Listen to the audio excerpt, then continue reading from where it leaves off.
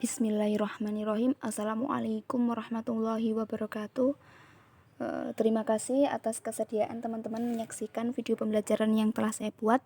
Pada kesempatan kali ini saya akan membahas tentang mengenali masalah ekonomi. Nah, seringkali ketika kita memenuhi kebutuhan hidup itu kita dihadapkan dengan berbagai masalah ekonomi. Nah, hal ini bisa terjadi itu karena kebutuhan manusia ini tidak terbatas, sedangkan sumber daya yang tersedia atau kemampuan manusia dalam memenuhi kebutuhannya itu terbatas. Nah, berdasarkan teorinya, masalah ekonomi itu dibedakan menjadi dua. Yang pertama ada masalah ekonomi klasik dan yang kedua adalah masalah ekonomi modern. Yang kita bahas pertama adalah masalah ekonomi klasik. Nah, masalah ekonomi klasik sendiri ini dibagi menjadi tiga. Yang pertama adalah produksi, yang kedua adalah distribusi, dan yang terakhir adalah konsumsi. Nah, yang pertama adalah masalah produksi. Nah, ketika kita mau memproduksi untuk memenuhi kebutuhan hidup, maka kita harus memikirkan terlebih dahulu barang atau jasa apa yang harus kita produksi begitu. Nah, demi memenuhi hal ini, produsen itu harus mengetahui barang jasa apa yang dibutuhkan oleh masyarakat. Yang kedua adalah distribusi. Nah, distribusi di sini merupakan berkaitan dengan itu, barang yang diproduksi itu bisa terdistribusikan secara baik sampai kepada tangan konsumen yang membutuhkan. Baik itu melalui misal transaksi langsung, jual beli yang dilakukan di pasar seperti itu.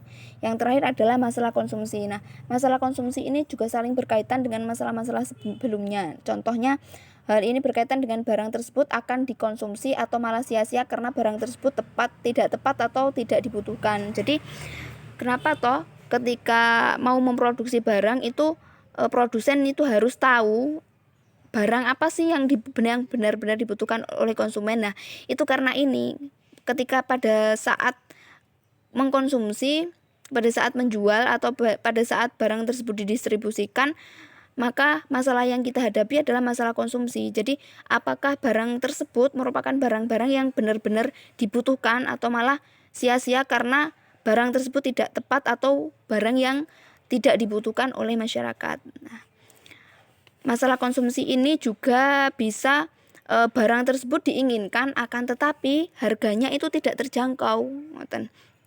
Jadi ketika produsen itu mau memproduksi barang, si produsen itu juga harus mempertimbangkan bahan yang sekiranya itu ketika dibuat barang, si barang tersebut itu mampu dibeli oleh konsumen. Jadi konsumen itu tadi memiliki kemampuan membeli atau daya beli untuk membeli barang tersebut. Yang kedua adalah masalah ekonomi modern. Nah, masalah ekonomi modern ini dibagi menjadi tiga. Yang pertama adalah what, yang kedua adalah how, dan yang terakhir adalah for whom. Nah, what ini berkaitan dengan barang dan jasa apa yang diproduksi dan seberapa banyak barang yang akan diproduksi. Nah, pokok masalah yang pertama dalam ekonomi modern ini menentukan barang atau jasa apa sih yang diproduksi, apakah itu makanan atau apakah itu pakaian. Nah, selain itu jumlah barang yang diproduksi itu juga harus diperhitungkan agar apa? Agar tidak mengalami kerugian. Jadi ketika kita memproduksi melimpah memproduksi dalam jumlah banyak, tapi ternyata pasar sasaran kita itu tidak membutuhkan barang sebanyak itu. Nah, akibatnya itu kan yang pertama barang tersebut menjadi murah atau harganya itu menjadi turun karena ketersediaannya banyak, pilihannya banyak, ketersediaannya banyak, jadi barangnya menjadi murah. Dan yang kedua itu adalah mengalami kerugian. Karena apa? Karena barang melimpah itu biasanya keinginan atau kebutuhan manusia itu tercukupi. Jadi manusia atau konsumen itu membeli itu secukupnya, tidak dalam artian tidak membeli untuk berjaga-jaga. Dan ini ketika kita atau produsen memproduksi dalam jumlah banyak itu akan menyebabkan kerugian yang dialami oleh produsen. Yang kedua adalah how. Nah, how ini berkaitan dengan bagaimana cara memproduksi. Nah, setelah barang yang akan diproduksi itu ditentukan, maka yang menjadi permasalahan selanjutnya adalah teknik produksinya. Nah, dengan sumber daya yang ada, produsen itu harus bisa menentukan teknik produksi yang paling efisien itu apa. Nah, berapa jumlah karyawan yang diperlukan, dan mungkin bisa juga mesin atau alat-alat lain yang digunakan untuk membantu dalam proses produksi. Itu alat apa sih yang digunakan yang cocok untuk memproduksi barang tersebut, teman-teman. Dan yang terakhir adalah for whom. Nah, for whom ini berkaitan dengan untuk siapa barang tersebut diproduksi. Nah, sebelum memproduksi barang, itu kita harus menentukan pasar sasaran kita itu siapa.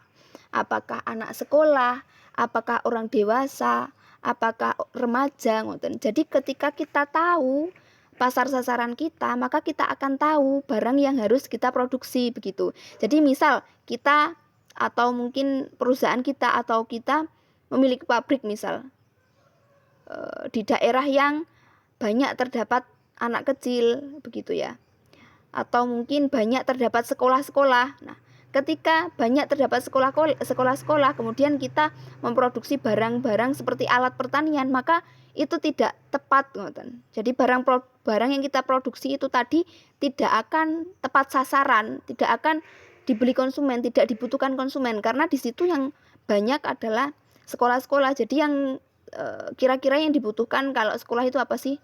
Anak sekolah misalkan ada buku tulis, terus ballpoint, tas. Nah, ketika kita memproduksi barang-barang tersebut, maka barang-barang tersebut akan laku.